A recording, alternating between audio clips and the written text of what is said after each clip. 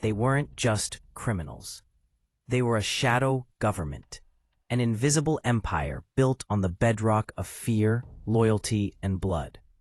For nearly a century, they ruled America's cities from the shadows. Their reach stretched from the grimy, trash-strewn back alleys of Brooklyn to the boardrooms of Wall Street, from the smoky bars of Little Italy to the polished floors of big business and politics. They operated their own courts, levied their own taxes, and enforced their laws with ruthless precision. To cross them was to sign your own death warrant. They called themselves Cosa Nostra, our thing. But to the rest of the world, they were something far more haunting: the Mafia. A secret society bound by silence, strengthened by violence, and fueled by an ancient code of honor that demanded absolute loyalty, until betrayal became its only truth. For decades, they lived like kings: silk suits, marble mansions, and untraceable millions. Their power was intoxicating. Their control, absolute. But power never stays silent forever. This is the story of that empire, of the men who built it, the fear that sustained it, and the betrayals that brought it crashing down. We're going inside the infamous Mafia crime families to uncover the dark, violent, and paradoxical reality hidden for decades behind an impenetrable wall of silence.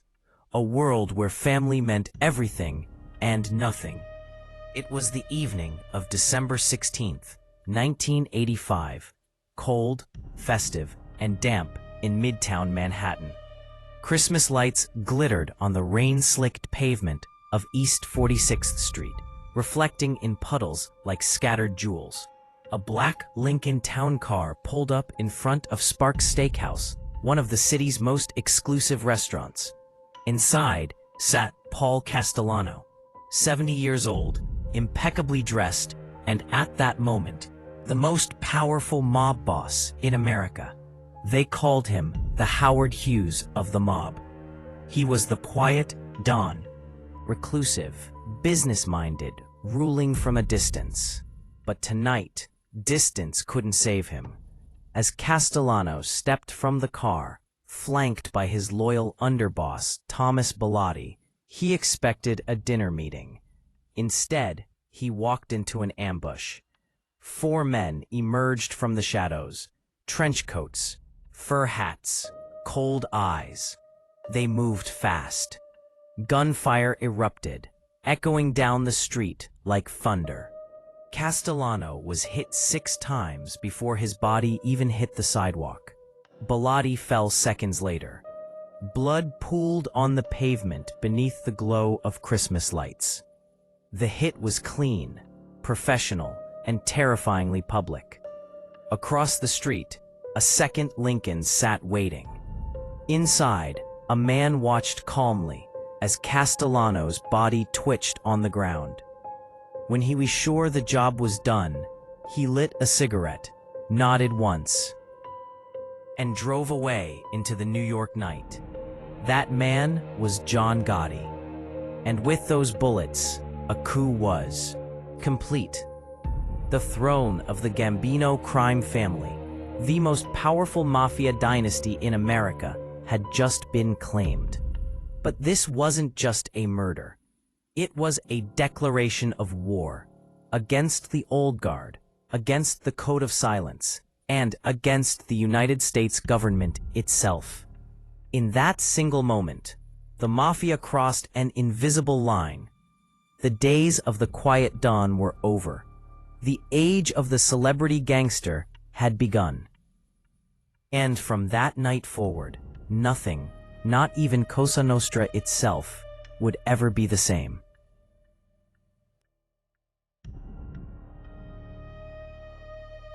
To understand the staggering audacity of the Sparks Steakhouse hit, the daylight assassination that shocked New York in 1985, you have to travel back half a century to the moment the American Mafia became more than crime.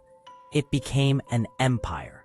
Because the Mafia wasn't born with John Gotti or Paul Castellano. It was forged decades earlier, out of hunger, fear, and opportunity. The kind of opportunity that only chaos can create. The roots of an empire.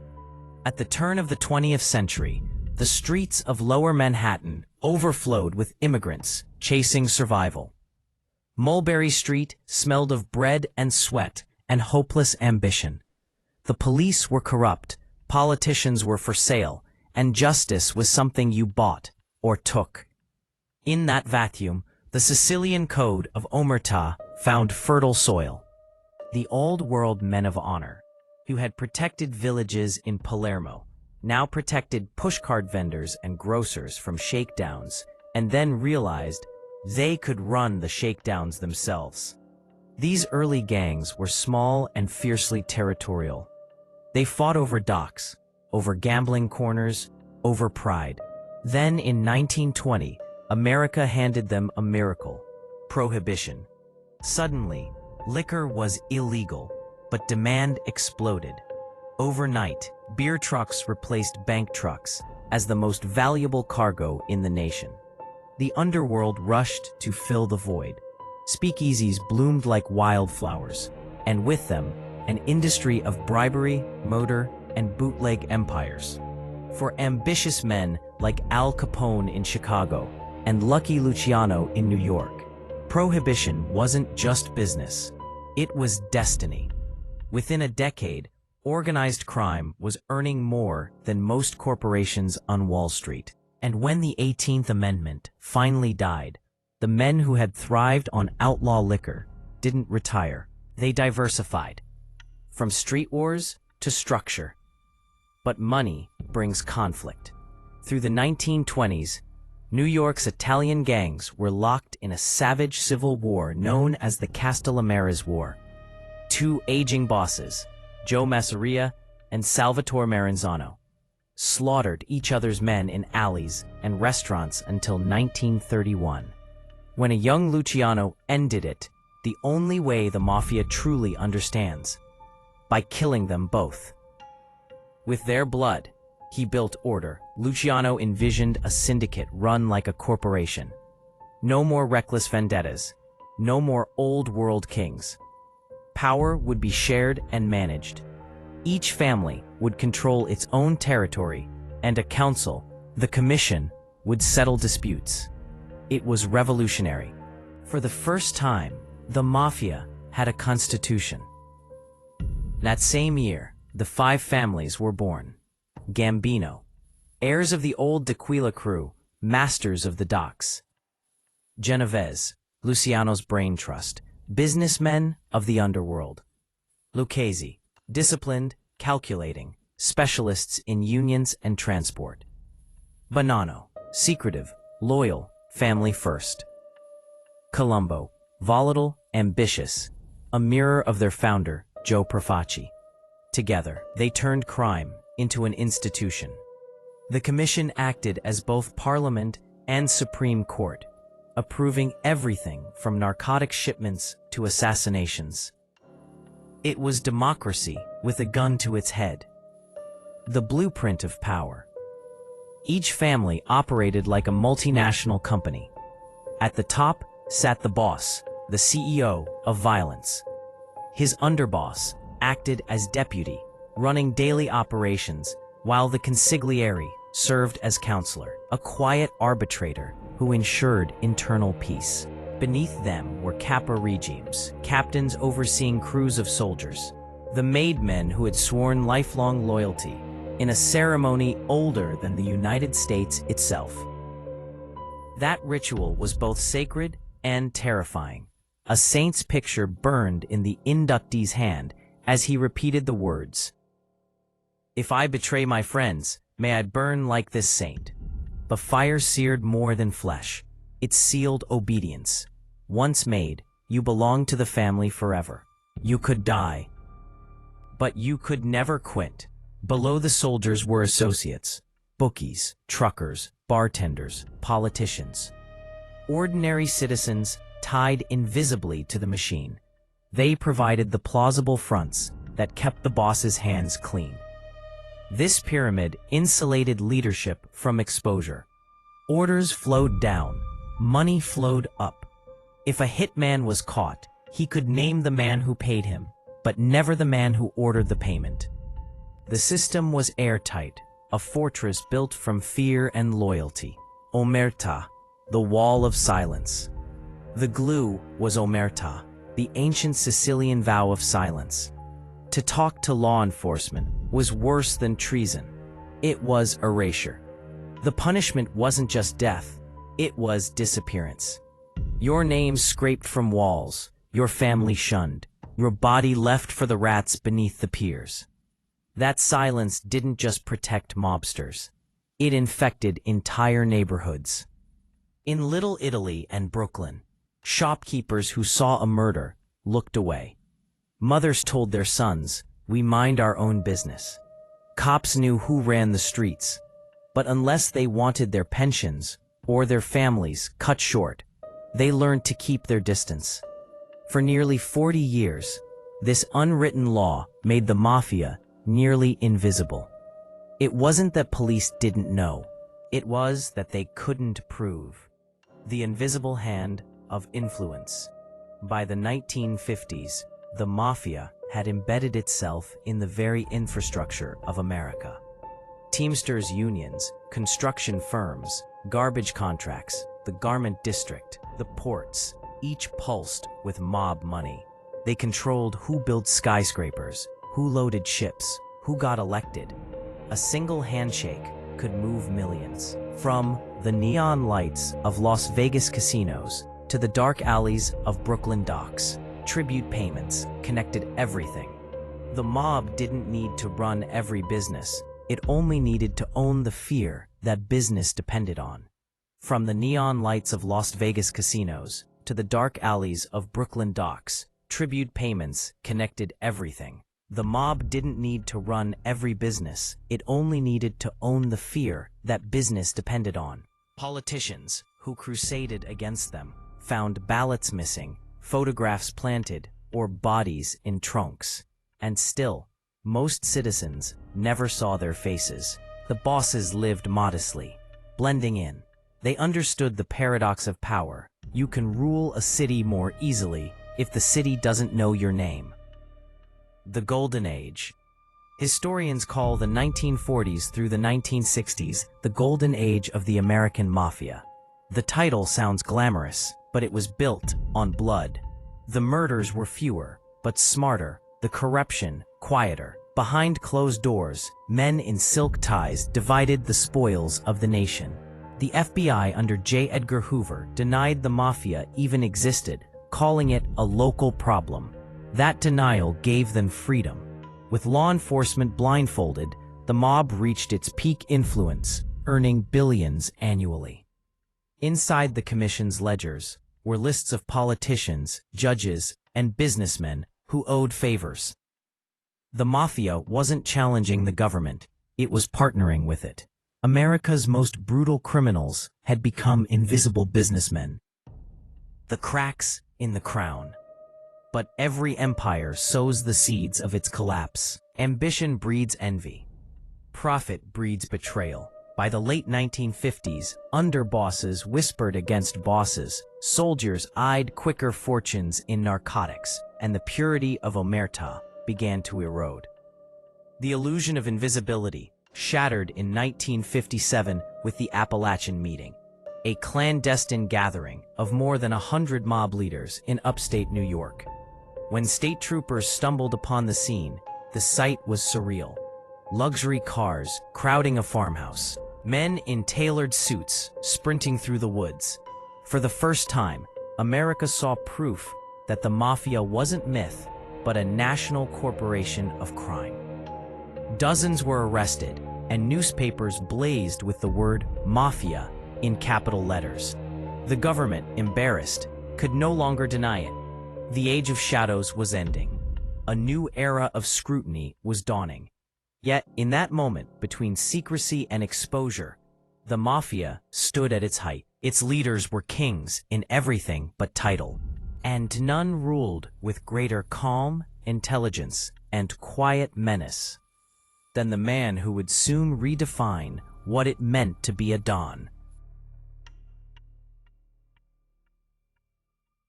When Carlo Gambino inherited the empire in 1957, he didn't arrive like a conqueror.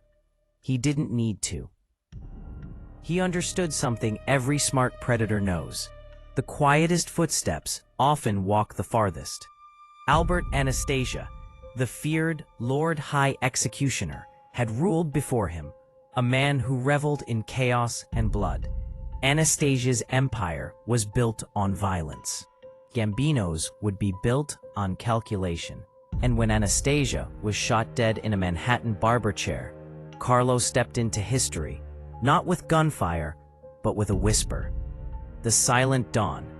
Carlo Gambino was an anomaly. He didn't smoke, didn't drink, and hated public attention. He dressed plainly, avoided photographs, and spent his nights in a modest Brooklyn house with his wife, Catherine. To his neighbors, he looked like a quiet retiree. To law enforcement, he was the most powerful criminal in America. He believed in longevity over notoriety, a lesson lost on the loud men who came after him. Where others chased fame, Gambino chased control. He once said to an associate, quietly but firmly, "The loudest man in the room is the weakest," and he lived by that rule. His rise began decades earlier.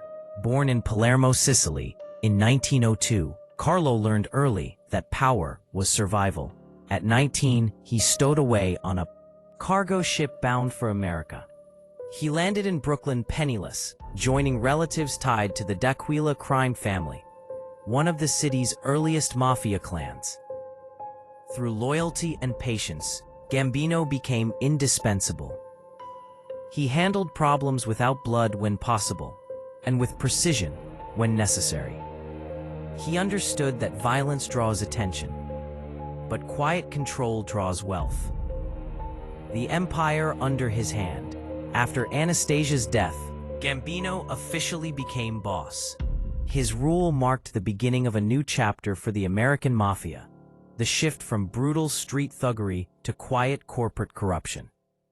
Under his leadership, the Gambino family grew into a business empire disguised as organized crime. They controlled the New York waterfront through the International Longshoremen's Association, deciding which ships docked, which crates moved, and whose pockets got filled. They managed trucking unions at JFK Airport, extorting airlines, and shipping companies through fake labor disputes. If you wanted to move goods in or out of New York, you paid tribute, or your trucks didn't roll. He expanded into construction, where the family took no-show jobs on nearly every major city project. From skyscrapers to sewer lines, every concrete pour and steel beam brought a cut for the Gambinos. By the mid-1960s, the family's annual income was estimated in the hundreds of millions, ensuring no war spilled into the streets without purpose. And while other families descended into chaos, the Bonanos feuding, the Colombo splintering, Gambino's house stayed intact. He knew that the only wars worth fighting were the ones you didn't have to win with bullets, blood, and business. Gambino's true genius was marrying business and blood. He turned marriage itself into strategy. When his son, Thomas, married the daughter of Lucchese boss Tommy Lucchese, Carlo effectively fused two families together. That alliance became one of the most profitable partnerships in mafia history, securing control of both the garment industry and the trucking routes that fed it. He also forged strong ties with Vito Genovese, the cunning mastermind who ran his own family like a multinational enterprise. But Gambino was careful. He never trusted anyone completely. Every alliance was a chess move. Every friendship, a transaction. Even his brother-in-law, Paul Castellano, whom he would later anoint as heir, was both family and insurance policy. Gambino's empire expanded quietly across the United States. He oversaw heroin pipelines through Sicilian contacts, gambling operations in Florida, and loan sharking networks stretching as far as California. But he avoided direct involvement in narcotics, warning his men that drugs drew too much heat. Drugs bring the heat, and heat brings the cops. He once said, to him, control mattered more than cash, and his restraint kept him alive while flashier bosses fell. The invisible government. By the early 1970s, the Gambino family had over 500 made men and thousands of associates. They controlled New York's docks, airports, and a significant portion of construction.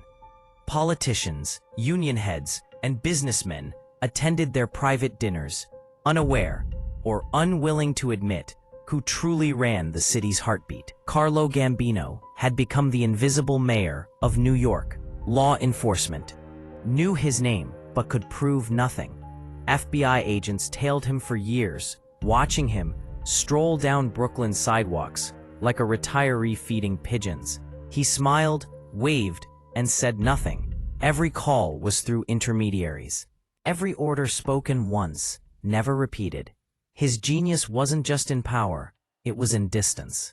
He made himself legally untouchable. When the Senate's takeover committee launched hearings on organized crime in the early 1950s, other mobsters fled the country or feigned ignorance. Gambino simply stayed home. He didn't need to lie under oath because he was never subpoenaed. No witness could link him to anything. He was everywhere and nowhere. The ghost CEO of a billion-dollar industry. The Gambino Code. Within the family, Gambino ruled with quiet iron. He demanded discipline.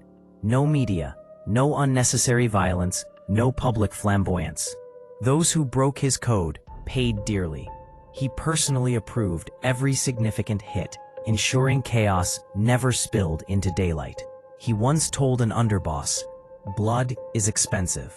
Use money instead." And he meant it. He preferred to buy problems off rather than shoot them away. Corruption was cleaner, quieter, and left no witnesses. That subtle philosophy kept the Gambinos at the top of the mafia hierarchy for nearly 2 decades. While the Bananos imploded under FBI pressure and the Colombos tore each other apart, Gambino's men quietly expanded. He was so respected among the 5 families that even rivals deferred to him. He became the de facto chairman of the commission, the shadow government of organized crime. No major decision in the American underworld happened without Carlo's consent. The beginning of the end. But even the most patient empire eventually faces time. By the mid-1970s, Carlo's health was failing.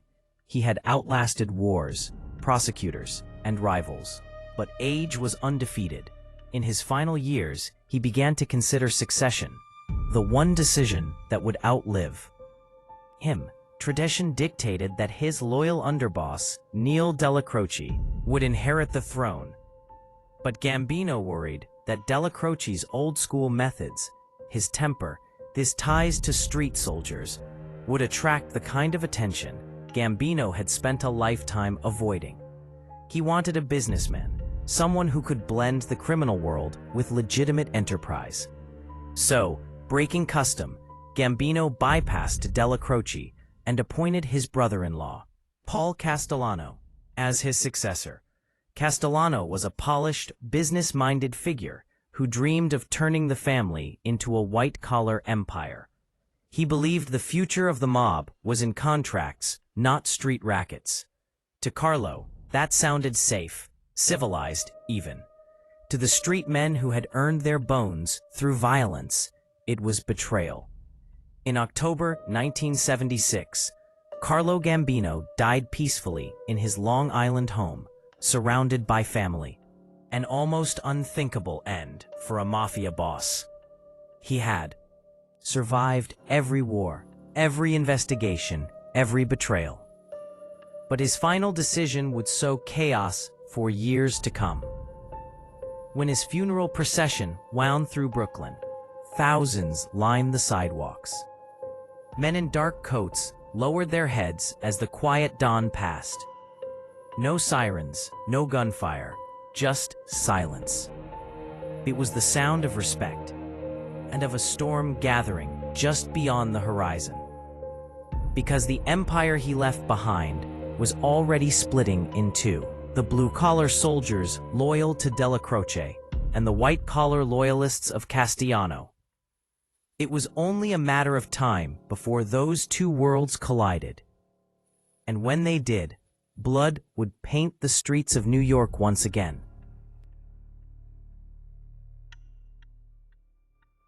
When Carlo Gambino ruled through silence, another man decided to rule through sound, through cameras, speeches, and applause. His name was Joseph Colombo, and he believed he could turn the Mafia's shadow empire into a movement with a flag. It was the boldest, strangest gamble in organized crime history. A boss with a cause. Joe Colombo began, like many mobsters, in the shadows of someone else's power. He was once a soldier for Joe Profaci, an old-world boss obsessed with tribute, hierarchy, and tradition. Profaci ran his family like a medieval fiefdom. Everyone paid, no one questioned. But by the late 1950s, younger members were restless. They called themselves the Gallo Crew, wild, unpredictable, and sick of tithes that drained their profits. When Profaci's greed sparked rebellion, blood spilled across Brooklyn. Kidnappings, drive-bys, and assassinations tore through the streets. And when Profaci died in 1962, a power vacuum swallowed the family whole. Out of that chaos stepped Joe Colombo, smooth-talking, ambitious, and just cunning enough to convince both sides he could restore peace. By 1964, he had seized the throne. The Profaci family was dead. The Colombo family was born. The paradox begins. At first, Colombo followed the script. He brokered truces, rebuilt rackets, and sent envelopes of cash up the commission ladder. But power has a way of feeding the ego. Joe Colombo wanted more than money. He wanted legitimacy. He watched his community stereotyped by Hollywood, his people mocked in headlines, and he saw an opportunity hidden in outrage. In 1970, he founded the Italian-American Civil Rights League. Publicly, it was a protest group against discrimination. Privately, it was a shield, a way to disguise his growing influence behind patriotism and pride. Colombo held rallies outside FBI headquarters, accusing agents of harassing Italian Americans. Thousands attended. Reporters called it the largest ethnic rights movement in the city. No one noticed that most of the banners were paid for with mob money. The media couldn't resist the spectacle, a mafia boss delivering fiery speeches about justice. He told crowds, "We're Americans first. We won't let them call us criminals because of our names." It was genius and insanity. For decades, Omertà had been the mafia's armor. Colombo was taking a sledgehammer to it on live television. When the cameras turned, by 1971, Colombo had turned protest into theater. The league's membership ballooned to 50,000. Politicians showed up to shake his hand. Actors sent donations. And behind closed doors, Joe Colombo used that political capital to expand every racket he owned. Construction, gambling, extortion, loan sharking. He had discovered the perfect front, respectability. But not everyone applauded. Inside the commission, other bosses were horrified. Carlo Gambino saw disaster coming. Public attention meant scrutiny. Scrutiny meant indictments. Lucchese and Genovese captains whispered that Colombo was breaking the sacred code. "You can't preach about rights," one capo said, "when your business runs on fear." FBI agents, humiliated by Colombo's rallies, struck back hard. Wiretaps exploded across Brooklyn. Undercover agents infiltrated his league meetings, recording both political speeches and quiet extortion deals. For the first time, the public crusader and the private criminal shared the same stage. Unity Day, the day silence broke. June 28, 1971. Columbus Circle, Manhattan. A hot summer afternoon. Tens of thousands packed the streets for the League's annual Unity Day rally. Flags waved, cameras flashed, and Joe Colombo stood at the microphone, smiling like a man who thought he'd outsmarted history. Then, the crowd parted for a photographer pushing through the front line. He raised his camera, and in one breath, pulled the trigger. 3 shots echoed. Colombo collapsed onto the stage, blood spreading across his white shirt. Panic swallowed the square. The shooter, Jerome Johnson, was tackled instantly and shot dead by another gunman before he could speak. The message was clear. Someone wanted Colombo gone, and no one wanted the killer to talk. Colombo survived, technically. The bullets left him paralyzed and comatose. He lingered for 7 years before dying in 1978, never regaining consciousness. But his empire died that day on the stage. The League disbanded within months. Its offices raided, its funds frozen. The photos from that rally, thousands of them, became evidence files. The FBI finally had faces, connections, proof. In trying to humanize the Mafia, Joe Colombo had exposed it. The fallout inside the commission. Fears spread like wildfire. Bosses realized Colombo's downfall had ripped the veil from their world. Gambino tightened his circle, forbidding public appearances.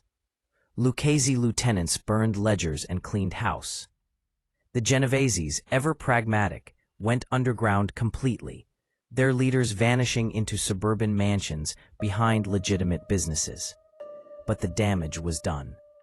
The government now had confirmation of what it long suspected: a national network, 5 families, 1 commission. Colombo's ambition had handed them the roadmap. The FBI launched Operation Bus Stop, targeting Colombo's residual crews, arresting soldiers for union corruption and racketeering. The family fractured. Capos fought over territory. Street killings returned after years of uneasy peace. The very public boss who'd once marched for unity had left his family divided and bleeding. The man behind the myth. Even today, some in Brooklyn speak of Joe Colombo with conflicted awe. To the old-timers, he was bold, the first to stand up to the government. To others, he was a fool who mistook fame for power. What's undeniable is that he changed the game. Before him, mobsters hid. After him, the Mafia could no longer pretend it didn't exist. His assassination remains one of the great underworld mysteries. Was it a rival family, punishing his vanity? The Gambinos, desperate to silence him? Or was it his own men, angry that his parades invited indictments? No one ever proved who gave the order. But everyone understood the lesson. Visibility kills. The return of the shadows. After Colombo's fall, the 5 families retreated deeper underground. Gambino resumed quiet dominance. The Bonanos rebuilt their narcotics pipelines. The Luccheses reclaimed the unions. The Colombo family itself became a warning, a ghost family that drifted between leaders, never regaining its former glory. For the FBI, though, Colombo's blood had opened a door they'd never close. Agents realized that the mob's weakness wasn't money or guns, it was ego. All they had to do was wait for the next boss who wanted to be seen. And that next boss was already watching from the shadows. A brash young captain from the Gambino family named John Gotti. He had seen Colombo's mistake, but thought he could do it better. More charm, more control, more flair. He was wrong.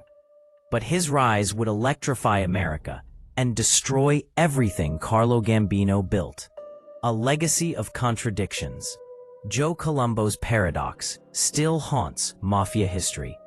He proved that the mob could manipulate public opinion, but also that public opinion could destroy the mob. His Civil Rights League outlived him only as irony. Its slogans quoted in FBI training manuals as examples of criminal propaganda. And yet, buried beneath the hypocrisy, there was a strange truth. For a brief moment, Colombo made America listen to Italian-American voices that weren't caricatures. He gave them pride and then poisoned it. The man who shouted the loudest ended up silenced forever. And the mafia, which had hidden in the dark for generations, would never be invisible again.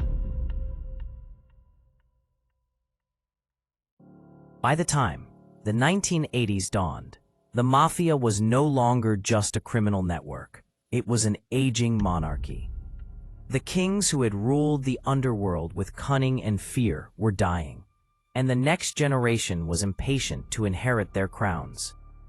The code of silence that had protected the families for half a century was weakening, not from the outside, but from within. The most dangerous wars the mafia ever fought didn't happen against the government. They happened between each other. And in 1985, one of those wars would explode on a cold December evening outside a Manhattan steakhouse. A hit so bold, so public, it would mark the end of the mafia's golden age. The shadow after the silent dawn. When Carlo Gambino died in 1976, he left behind the largest and richest mafia family in America. He had managed his empire with precision and restraint, staying out of the spotlight while controlling unions, construction, shipping, and rackets that quietly pumped millions of dollars a week. But even empires built on silence can't survive bad succession. Before his death, Gambino made a controversial decision, bypassing his loyal underboss, Aniello Della Croce, to name his brother-in-law, Paul Castellano, as boss. To Carlo, Castellano represented the future. A businessman who could modernize the mafia and make it less violent. To everyone else, he was a stranger to the streets. A man of suits, not scars. That decision split the Gambino family in two. The white-collar faction loyal to Castellano, and the blue-collar faction fiercely loyal to Della Croce. For nearly a decade, that divide simmered quietly beneath the surface, until betrayal made it boil. Paul Castellano, the businessman Don. Paul Castellano saw himself as an executive, not a gangster. He lived in a palatial Staten Island mansion, locals nicknamed the White House. He read business journals, met accountants more than hitmen, and banned his soldiers from dealing drugs, a rule that made sense on paper, but starved the soldiers who depended on quick money. He demanded a bigger cut from street operations, while spending his nights dining with legitimate businessmen. He wanted to turn the mafia into a corporation, but his soldiers weren't employees. They were predators, and predators don't take kindly to leashes. He rarely attended family gatherings or wakes, even those of high-ranking captains. To the men on the street, Castellano was becoming what they despised most, a boss who forgot the code of respect.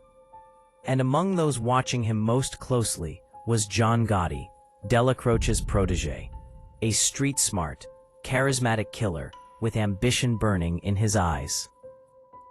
The two worlds collide. Gotti represented everything Castellano wasn't. He came from the gutters of East New York, rose through bookmaking and hijacking, and spoke the language of the street: loyalty, fear, and reputation.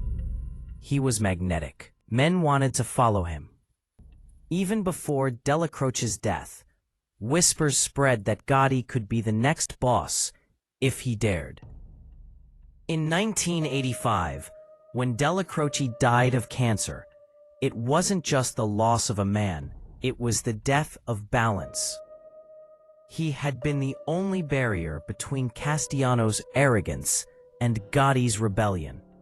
At Della Croce's funeral, hundreds of soldiers paid their respects, but one man was notably absent: Paul Castellano.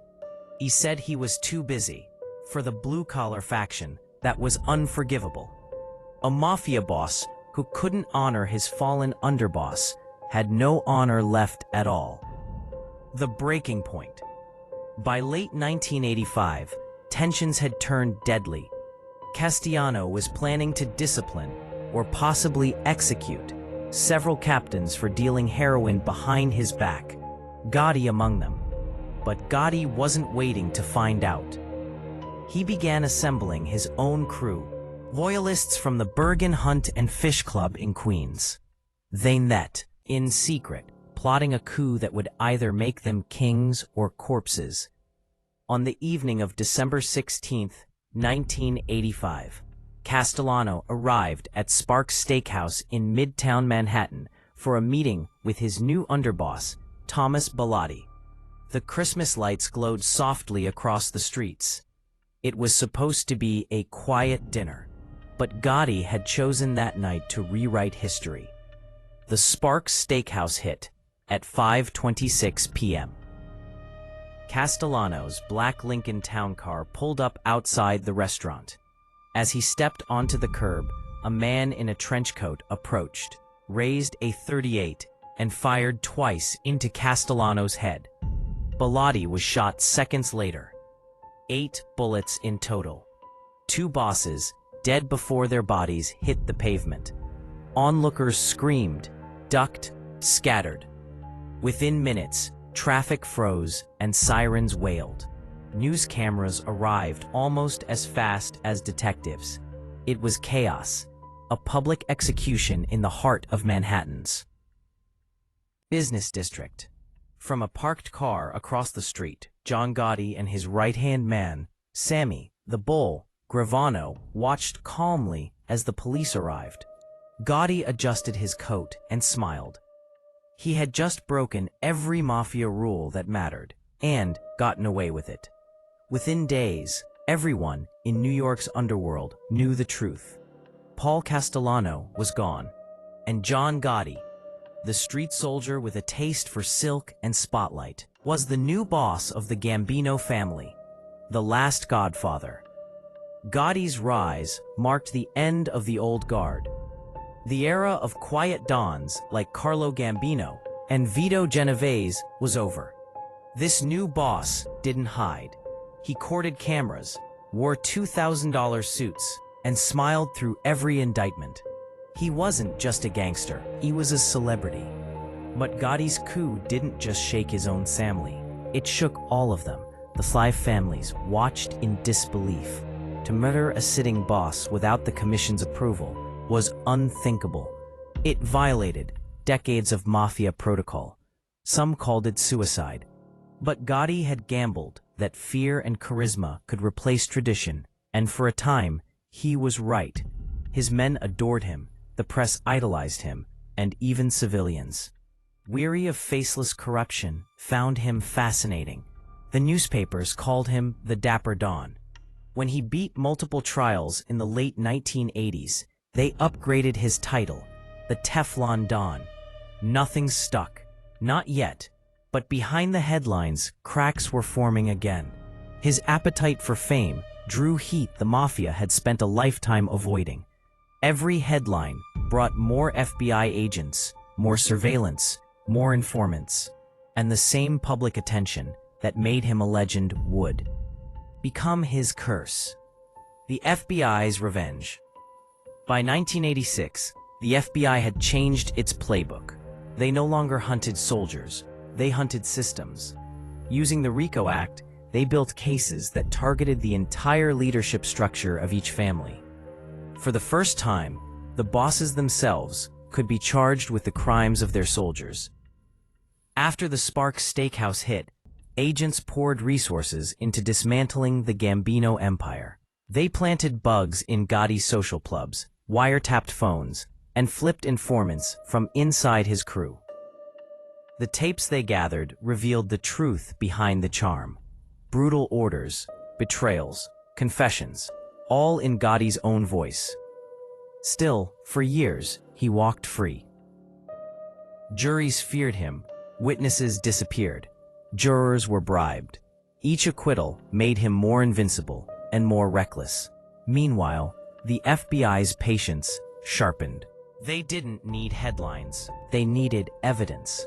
And slowly, methodically, they built a case that would end not just Gotti's reign, but the myth of the untouchable Don. The price of betrayal. The betrayal that had brought Gotti to power would also bring him down.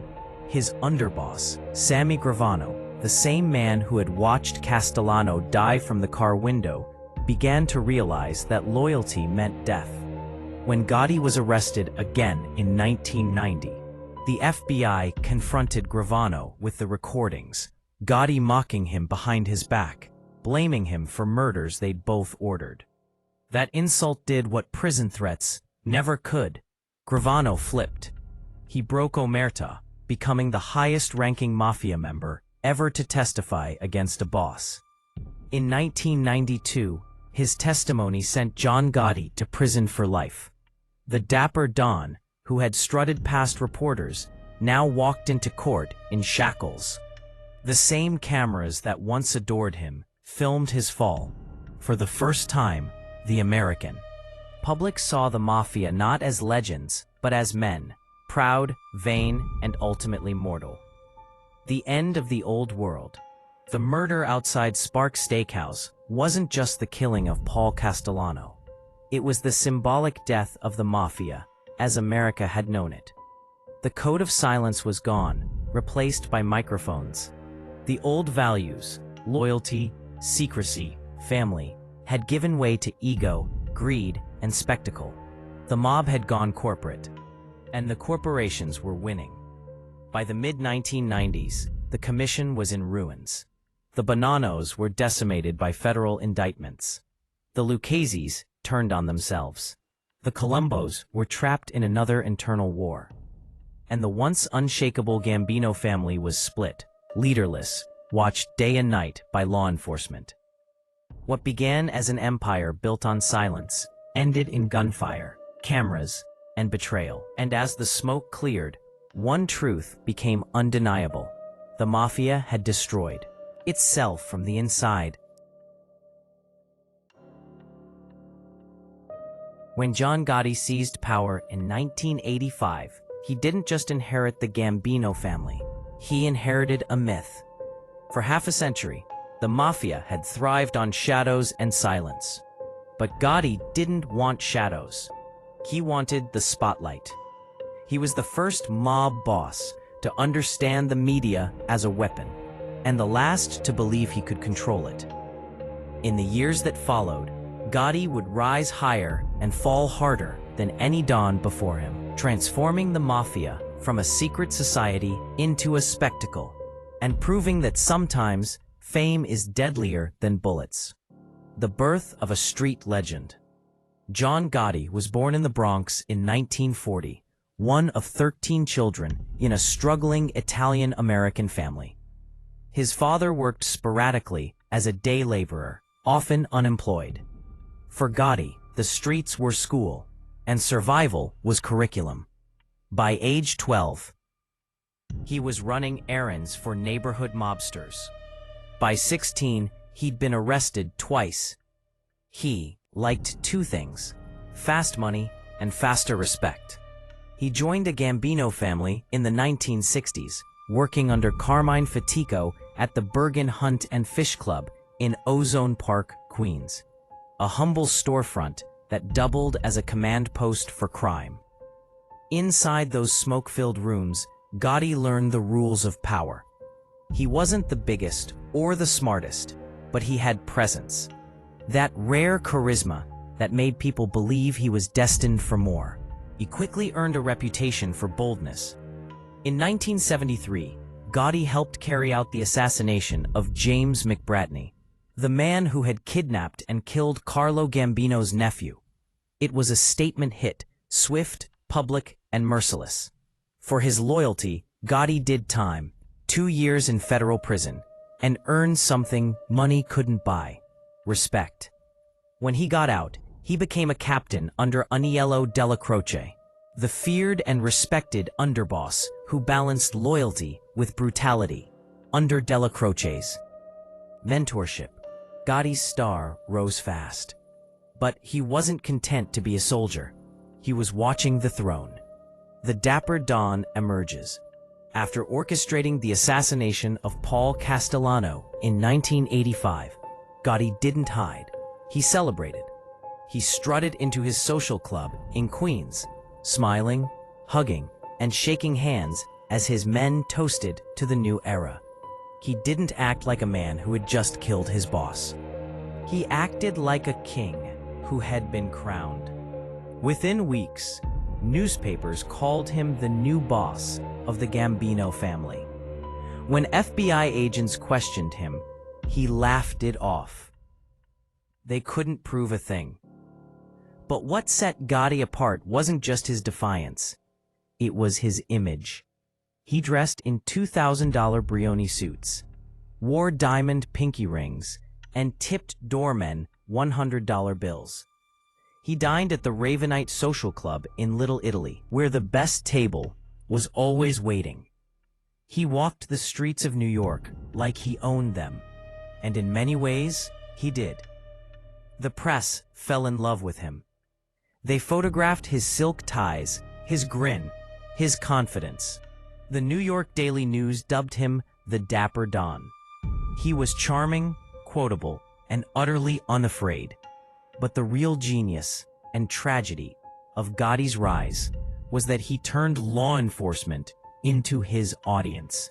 He believed he could outsmart them, not by hiding, but by taunting them, told a reporter, half smiling.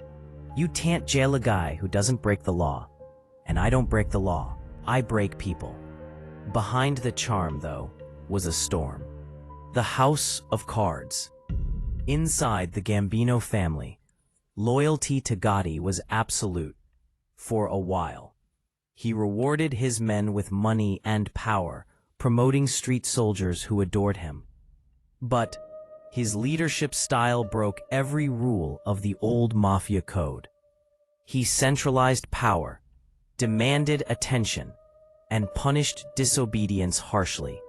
Some older captains feared his recklessness. Others feared his growing list of enemies, both in rival families and in the FBI. And that fear was justified. The Lucchese family hated him for breaking protocol with Castellano's hit. The Genoveses distrusted his flashiness. Even his own allies started to whisper. To law enforcement, Gotti's arrogance was a gift. Every headline, every photograph, every smirk became evidence. Meanwhile, his underboss, Sammy the Bull Gravano, was quietly building his own legend. He was the enforcer, the man who handled the dirt while Gotti handled the cameras. Together, they formed a deadly duo, brains and brutality. But in the mafia, partnerships never last forever. The trials that made him famous. The FBI came at Gotti with everything they had: surveillance, informants, wiretaps, sting operations. But somehow, he kept walking free. In 1987, he was tried for racketeering, extortion, and murder conspiracy. Witnesses disappeared, jurors were bribed, and evidence mysteriously vanished. When the verdict came back not guilty, reporters rushed the courthouse. Gotti stepped outside in a silk suit, flashing his famous grin. The Teflon Don, the newspapers wrote. Nothing stuck. The nickname was more than a compliment. It was prophecy. Each failed trial made him bolder, louder, and more visible. He walked out of courtrooms, waving to cheering crowds, his legend growing with every acquittal. But the higher he climbed, the more fragile the ground beneath him became. The FBI wasn't done. They were just learning. The tapes that changed everything. In 1988, federal agents planted listening devices in the Ravenite Social Club, Gotti's headquarters in Little Italy. They hid microphones in lamps, air vents, even under tables. For months, they recorded everything: Gotti's meetings, jokes, confessions, complaints. And on those tapes, the mask slipped. They caught him discussing hits, criticizing allies, mocking his underboss Gravano. He bragged about murders, ridiculed his enemies, and even took credit for crimes still under investigation. He had become addicted to his own voice, forgetting that every word was ammunition for his enemies. The tapes painted a portrait of a man drunk on power, consumed by paranoia, and blind to betrayal. He wasn't the untouchable genius the press adored. He was a man who couldn't stop talking. Sammy the Bull turns.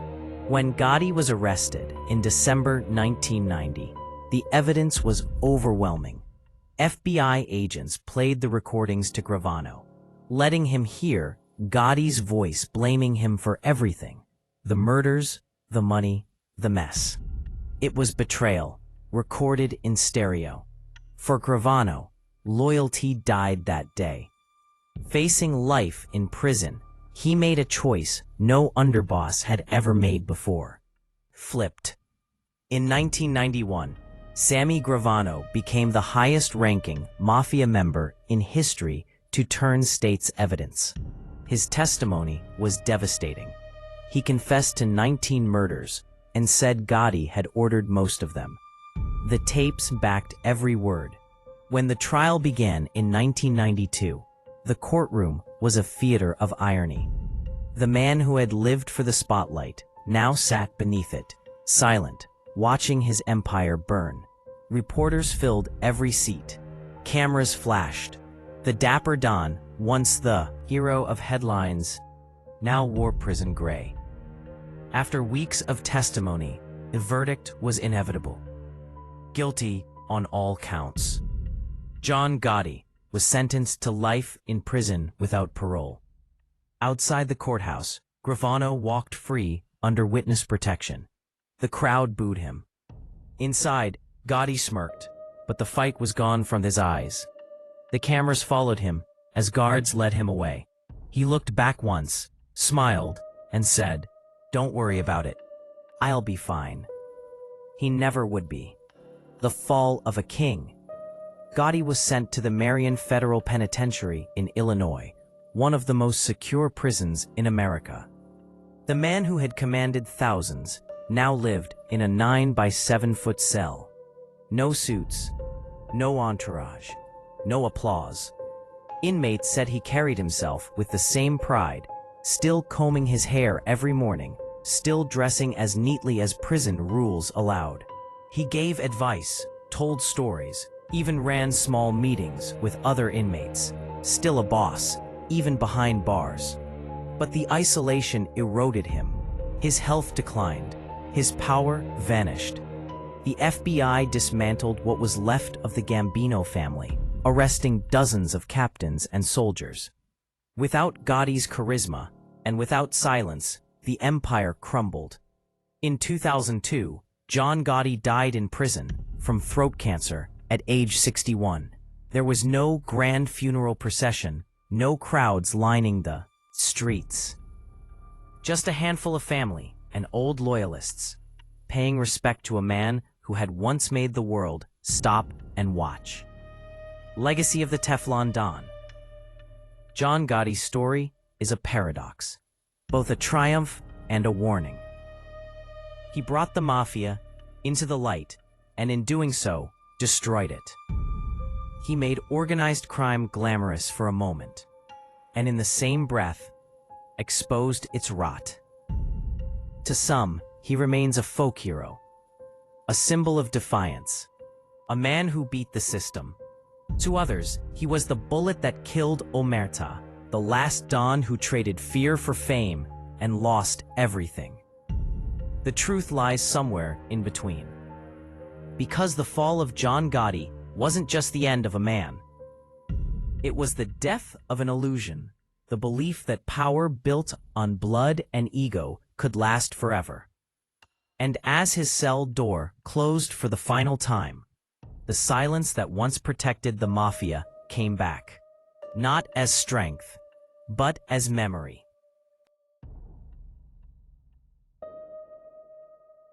When John Gotti's cell door slammed shut in 1992, the echo carried far beyond Marion Prison's walls.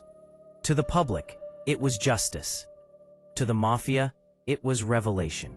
Because if the boss could fall, anyone could. For the first time in history, the American government had torn open the heart of organized crime, and it liked what it saw. The FBI's long, patient hunt had paid off. And from that moment on, the war would no longer be fought in alleys and bars, but in offices, courtrooms, and wiretaps. The long game. In the 1950s, J. Edgar Hoover had publicly dismissed the Mafia as a local problem. Privately, the FBI barely tracked it. But after the 1957 Appalachian meeting, when more than 100 mob bosses fled through the woods from state troopers, the Bureau could no longer pretend. Still, years passed before it truly understood what it was up against. The turning point came in 1963, when former Bonanno soldier Joseph Valachi testified before Congress. He was the first insider to utter the words Cosa Nostra on national television. He described its rituals, hierarchy, and code of silence. America was stunned. The FBI was humiliated.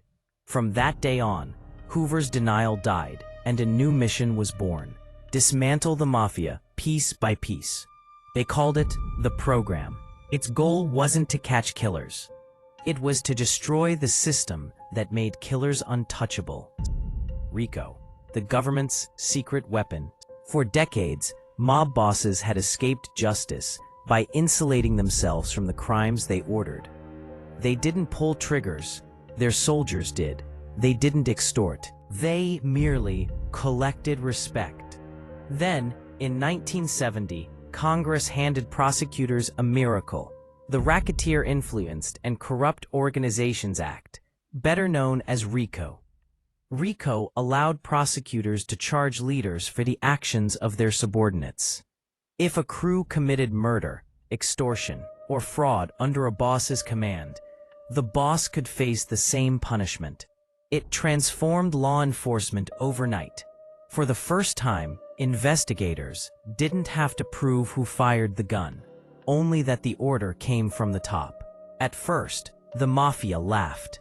Then, the indictments started, and the laughter stopped. Operation Bus Stop to the commission case. Throughout the 1970s, the FBI built new organized crime squads in every major city. Agents no longer chased gamblers and loan sharks. They chased patterns.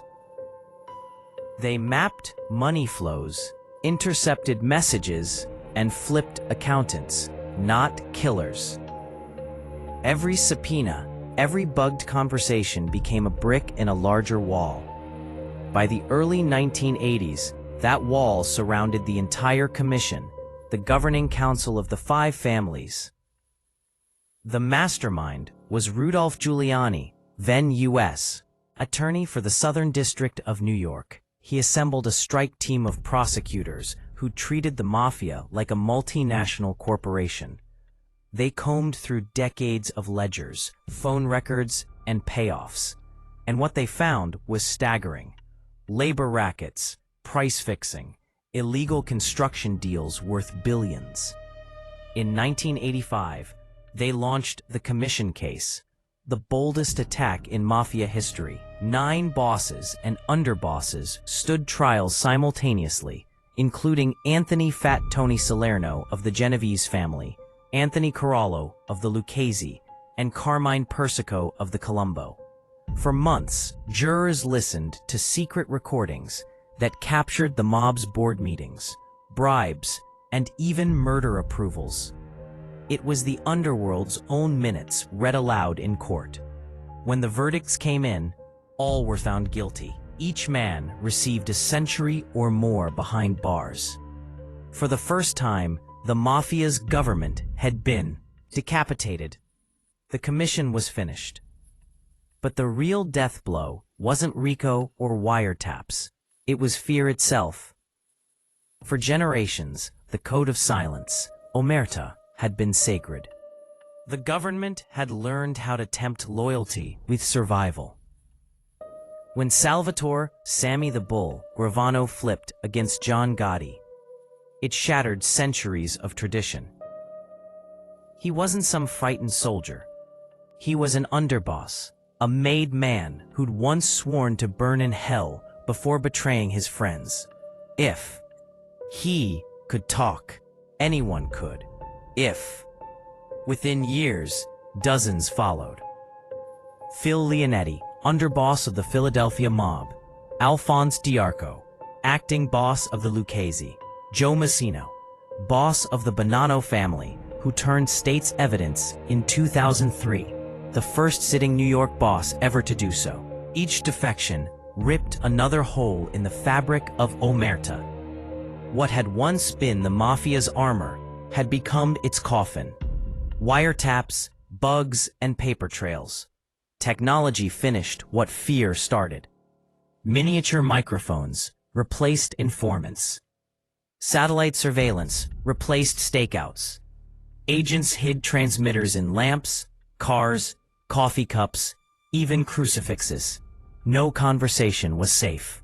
The FBI's Technical Services Unit joked that they knew more about mob marriages than the priests who officiated them. They could track every payoff, every family dinner, every whisper of betrayal. When bosses spoke, agents listened, and when they listened long enough, they heard the truth. The Mafia was crumbling under its own weight. One agent later said, "They used to rule New York from the shadows. Now we rule their shadows." It wasn't arrogance, it was accuracy. The era of the super trials. Throughout the 1990s, mega trials swept the country. The SBI's war became global, targeting Sicilian heroin routes, Las Vegas skimming, and Chicago outfit rackets. Dozens of high-ranking figures were convicted.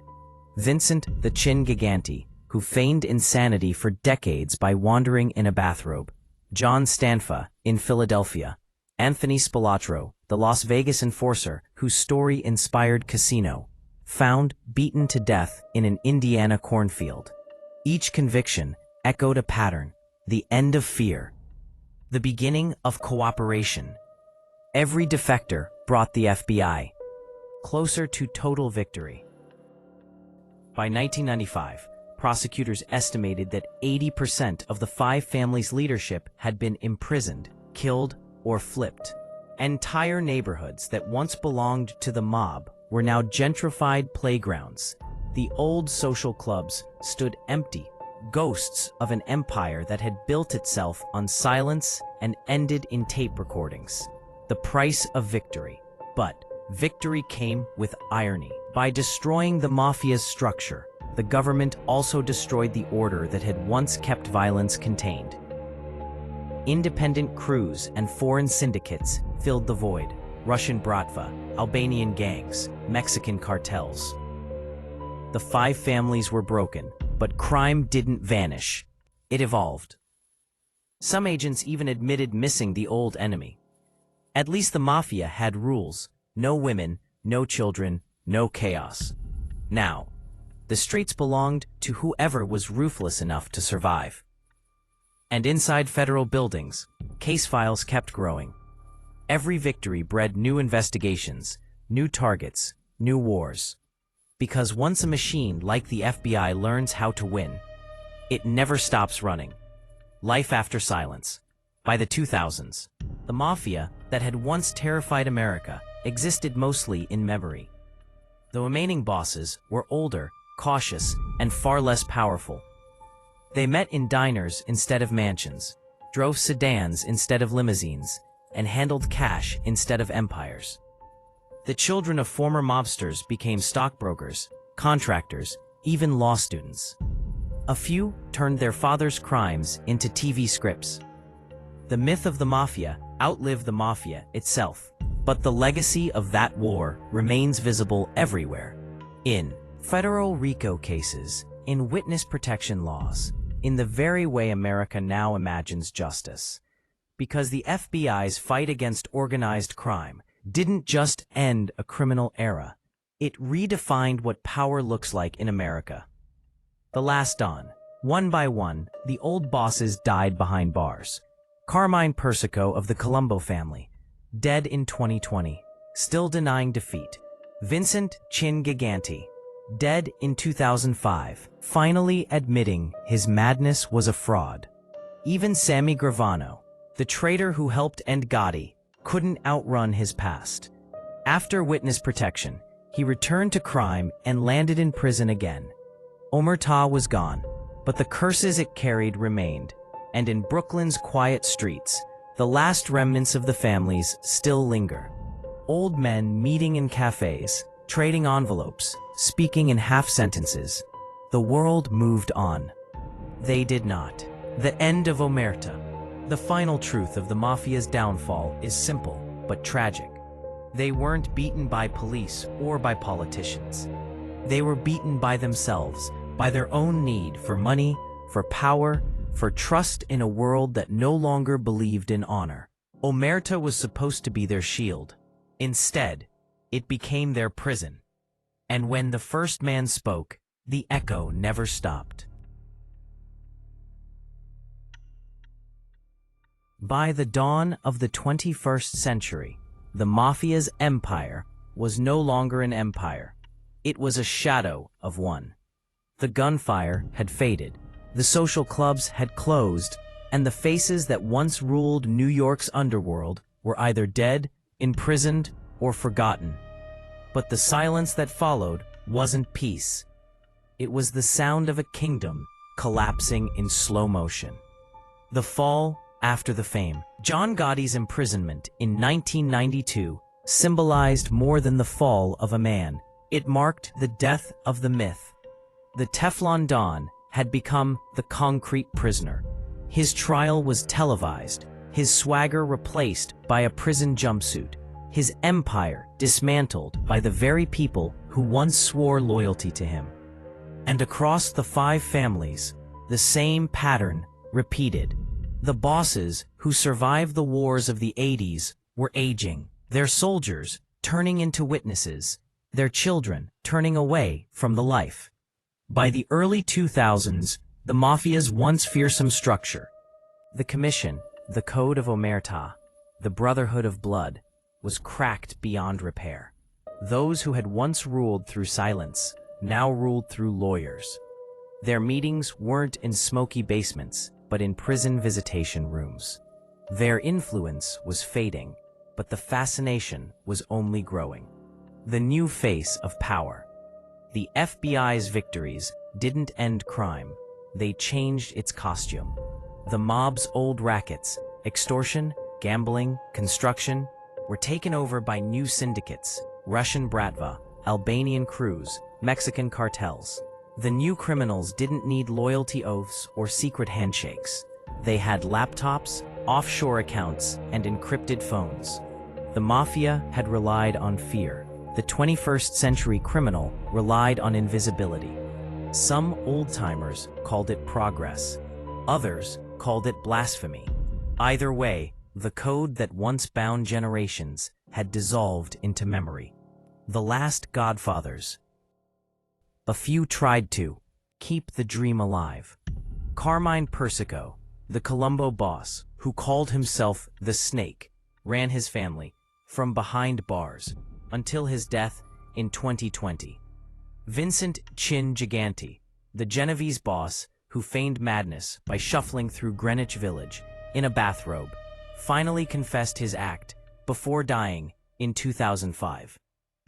And when Joseph Massino, the Bonanno boss, broke Omertà and testified for the FBI in 2003, it was over. The sitting mafia boss had become a government witness.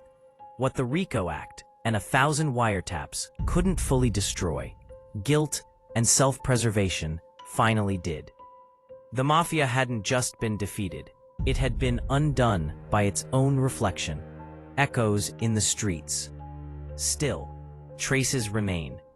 In Brooklyn cafes, men in their 70s sip espresso and trade stories of how it used to be. A few younger faces still show up at wakes and weddings. Still kiss rings, still speak in code. But their world is smaller.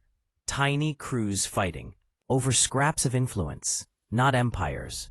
Where once they owned ports and unions, now they run small scams, illegal gambling apps, credit card skimming, protection rackets on construction sites. The five families technically still exist, but they're ghosts wearing suits. And yet, somehow, their legend has grown larger than ever. Myth and memory. The Mafia's collapse didn't erase its presence. It immortalized it. Hollywood turned its crimes into poetry. The Godfather, Goodfellas, Casino, The Sopranos, each made the world forget the screams and remember only the suits, the loyalty, the family dinners. For audiences, the mob became a symbol of order in chaos, men who lived by rules in a lawless world. But that was never the truth. The truth was greed, paranoia, and betrayal, dressed in silk and blood. And yet, the fascination endures, because it touches something human, our obsession with power, our envy of control, our curiosity about evil that looks civilized. We don't watch gangsters because they're monsters. We watch them because in the wrong light, they look almost heroic. And that's the darkest truth of all. The price of silence. For every man who rose, 10 families paid the price. Children grew up without fathers. Wives lived with fear, and mothers buried sons in unmarked graves. The Mafia sold itself as a family, a brotherhood bound by honor. But the real family always came second to the business. Loyalty lasted only as long as it was profitable, and when the money ran out, the loyalty did too. The men who once preached Omertà spent their final years testifying against each other. The same mouths that once swore eternal silence became microphones for the government. The code had eaten itself. The cautionary tale. In the end, the Mafia's legacy is not its violence, but its lesson. It proved that fear can build kingdoms, but never keep them. It proved that power, once tasted, always demands more. And it proved that loyalty, when enforced by violence, isn't loyalty at all, it's slavery. The Mafia was a mirror, reflecting everything dark about ambition, greed, and the illusion of control. And that's why its story endures. Because it isn't just a history of gangsters, it's a story about us. The saga of America's Mafia families is a Shakespearean tragedy, a rise and fall written in blood, sealed by betrayal. They climbed from the gutters to build an empire that rivaled governments, ruled by codes older than the country itself. For decades, they seemed untouchable. Their names whispered like myths. Men like Carlo Gambino ruled through silence and calculation. Others, like Joe Colombo and John Gotti, chased fame and died by it. But the same hunger that made them powerful destroyed them. The Code of Omertà shattered under pressure. The RICO Act pierced their armor, and the empire built on loyalty collapsed under betrayal. The five families still exist, but only as echoes, a cautionary legend about how power devours its own. We are drawn to these stories not just for the blood and glamour, but because they expose the truth behind every throne, that ambition without conscience always ends the same way, alone, broken, and forgotten. The American Mafia may have crumbled, but its ghost still lingers, a warning carved into history. If this journey through the rise and fall of the Mafia gripped you, hit like and subscribe for more deep-dive documentaries that uncover the world's darkest truths. tap the notification bell so you never miss an upload, and tell us in the comments which moment in the Mafia's history fascinated you the most. The silent genius of Carlo Gambino, the arrogance of John Gotti, or the moment the code of silence finally broke. Thanks for watching. Until next time, stay curious, stay safe, and remember, every empire built on fear eventually meets its echo.